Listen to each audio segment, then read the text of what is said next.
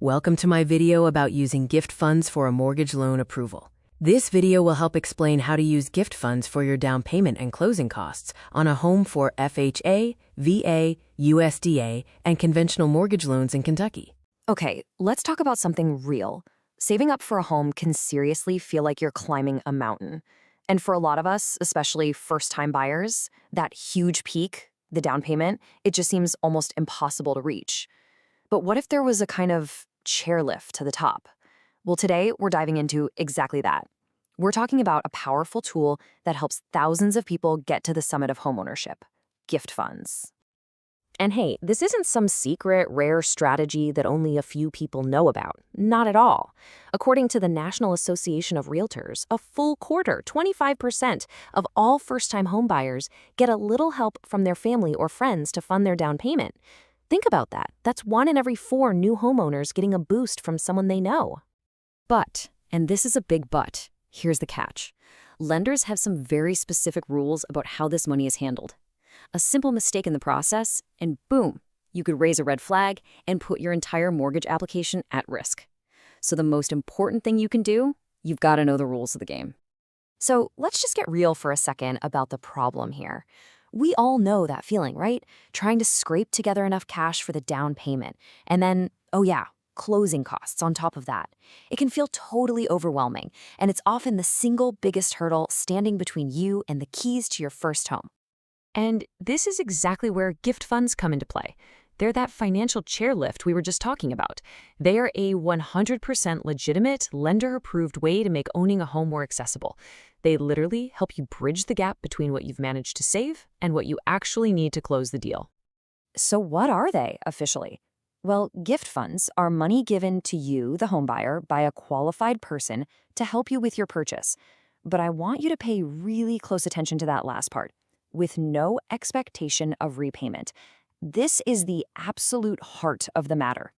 And this right here is the most critical distinction your lender needs to see, crystal clear. A gift is a one-way street. The money is yours, no strings attached. A loan, on the other hand, is a debt. It's something you have to pay back. And that new debt, it would totally change your debt-to-income ratio. And it could get you disqualified from the mortgage entirely. So it's not a suggestion, it absolutely must be a gift. Okay, so who can actually give you this gift? I mean, your lender isn't going to accept a suitcase of cash from just anyone. They have really strict rules about this, mostly to prevent any conflicts of interest or fraud. So let's take a look at who actually makes the cut. You know, the list of approved donors is actually pretty broad, which is great news. Of course, you've got your immediate family, parents, siblings, grandparents. But it can also include your spouse, a domestic partner, or your fiancé. And depending on the loan, some programs even allow gifts from an employer, a close friend with a well-documented relationship, a labor union, or even a charity. Now, just as important is who can't give you the money. Lenders draw a hard line here. No gifts from anyone who has a financial stake in the sale. This means the seller, the builder, your real estate agent, or your loan officer, they're all out. It's all about making sure the transaction is clean and that nobody has an ulterior motive. All right, let's talk about the part that can seem a little intimidating, the paperwork. But seriously, don't worry. Every single document your lender asks for serves one simple purpose: to create a clear, undeniable paper trail that proves the money is a legitimate gift from an approved source. That's it. It really just boils down to 3 key steps. First step, you get a signed gift letter from the person giving you the money. Second, you document the actual transfer of the funds from their account to yours. And third, your lender will verify everything. See? Each step just builds on the last one to create that transparent trail they need to see. Now, inside that gift letter, this exact sentence, or something very close to it, is the magic phrase. This is the legally binding declaration that separates a gift from a loan. It is non-negotiable. It has to be in there, signed by the donor. So what else needs to be in this letter? It's pretty straightforward, really. You'll need the donor's full name, address, and phone number. You'll need their relationship to you, like mother or father. You need the exact dollar amount of the gift. And, of course, that all-important statement that no repayment is expected. Okay, after the letter is signed, you have to prove the money actually changed hands. And this is crucial. This means no cash. Lenders need to see the funds leave the donor's account and arrive in your account. They need to see that electronic path, which you can show with copies of bank statements from both of you, a cancel check, or a wire transfer confirmation. It's all about that traceable path. Now, it's really important to know that the little details can change a bit based on the type of mortgage you're getting. A conventional loan might have slightly different rules than an FHA or a VA loan. So let's break down the big ones. This table is a great way to see everything side by side. For both conventional and FHA loans, you can see family and partners are usually good to go as donors. VA loans are often the most flexible. But here's a key difference to look out for: the borrower contribution. For your main home, many loans, conventional, FHA, VA, will let you use a gift for 100% of your down payment. But say you're buying a second home with a conventional loan and putting down less than 20%, you might need to chip in at least 5% from your own pocket. So when you boil it all down, what does it mean? It means that with a signed gift letter and a clear paper trail, gift funds are an incredibly powerful tool.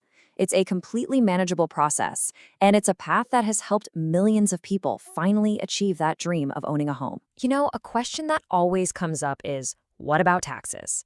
And I've got good news for you. As the person receiving the gift, you typically don't have to pay a single penny in taxes on that money. The responsibility, if there is any, falls on the person giving the gift. But even for the donor, it's usually not an issue at all. For 2025, for example, any individual can give up to $19,000 to any other person without even having to file a gift tax return. So a married couple could give their child up to $38,000 tax-free. For most down payment gifts, this means there are zero tax implications for anyone involved. And just like that, by understanding the rules, mastering the paperwork, and working with your own support system, you've done it. You've made it to the top. That down payment mountain that once seemed so impossible, it's now a conquered peak on your journey to owning your own home. So that just leaves us with one final thought. Buying a home doesn't have to be a solo climb. Now that you know exactly how gift funds work, who in your life could potentially be a member of your home buying team? Starting that conversation might just be the thing that turns the dream of homeownership into your reality. Here is another final summary of guidelines for gift funds and using them for FHA, VA, USDA, and conventional mortgage loans for primary residence, second home, and investment property. Licensing information: NMLS personal ID, 57,916, company NMLS ID, 1,738,461.